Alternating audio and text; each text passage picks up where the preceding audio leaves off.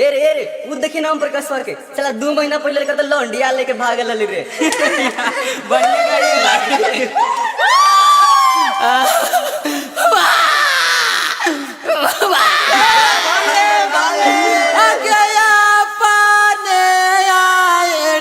पकुलारिया से मारी ले लिगे मायो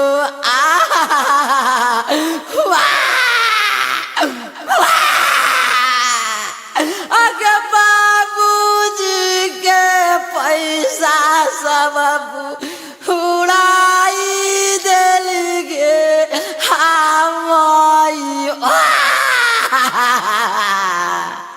बेटा। अरे हमर बेटा के का हो गेल? का होलो बेटा? तू तो लड़की लेके भाग गेल हो। आगे हमारो या फतिया में छौरी हाँ डाली दिल को गे हमयो। चुप रह बेटा, चुप रह बेटा के हमर तोरा कहा ना लो के लड़की लेके न भाग। तू कहल कि आजकल हम लव मैरिज करबे त जाके लव मैरिज करके ले आओ गंजो ना गे मम्मी गलती हो गेल अब लव मैरिज के चक्कर में ना पर